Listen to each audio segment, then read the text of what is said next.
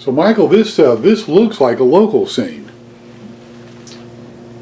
This is, in the sense that it is from our area, our outside of Tucson. And it takes me back to when my first trip to the MO show. I was still living in Michigan, coaching basketball, and I had to fly out for the first time on an airplane to the show. And I met Jack Goodman at the show. And I asked Jack if there was somebody who could, I don't know, take me around to the ranches outside of Tucson. And he introduced me right away to a gentleman named Tom Hunt, who many people will remember. And Tom was a rancher, and he managed ranches out in Sonoyta.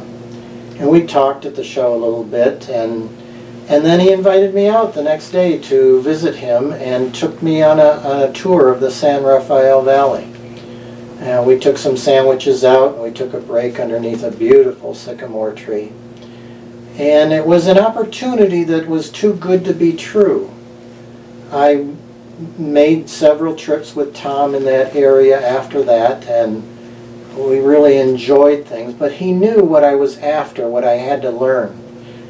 And you appreciate someone like that who will help you along the way. Both Jack Goodman and Tom were willing to do that at the time, and it was 1980 or so, just starting out as a painter. So then another opportunity comes along, and it happened with the Elkhorn Ranch. They, through a contact, invited me out to be an artist in residence for several years. And I stayed out there for my visits and stayed in a cabin.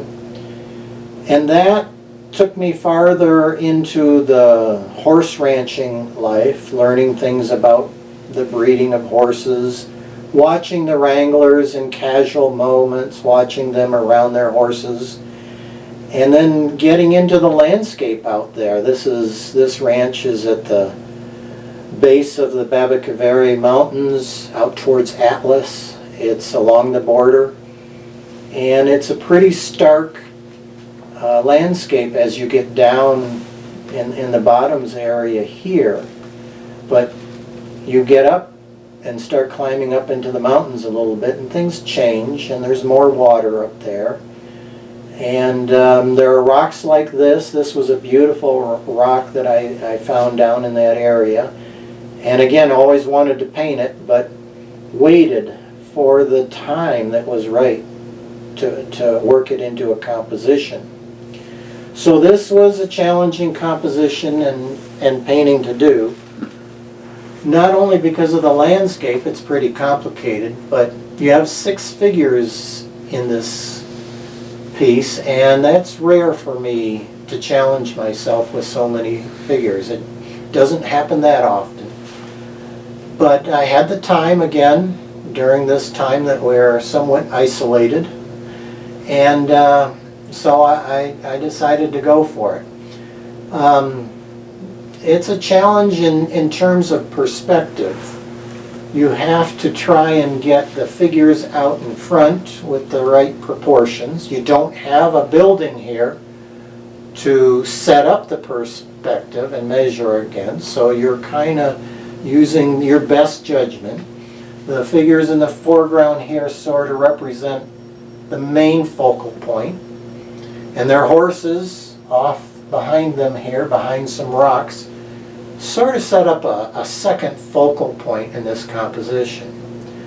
But you can also see a lot of work being done in the foreground and around it to create some diagonal movement to create more depth. And the detail in the front here is just fun things to work with. Rocks are a riot to paint. You can use lots of palette and knife there if you want to on them. And this is the mountain range that is behind it up there, how they start as you get up into the mountains. Similar in a little regard to Sonoyta there with the brush in that up there.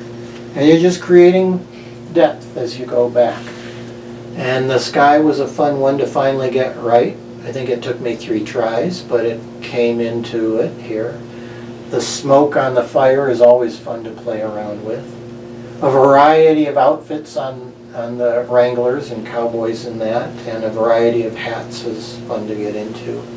And the horses are always a great challenge to work with, a lot of fun. So again, opportunity, and you really learn to appreciate the people that are willing to jump into your life and help you along and teach you what you need to learn for this. Talking with Mary Miller one time, she was telling me about the horses that they breed out there. And let's see if I can remember our discussion, because she said they breed quarter horses, they breed thoroughbreds, and they breed percherons. And it's an interesting take, and they need all 3 of those horses because they all have different skills to get you through the rugged territory down there. And having done mostly quarter horses, it makes you appreciate the other breeds of horses and their special gifts that they can bring to our West out here.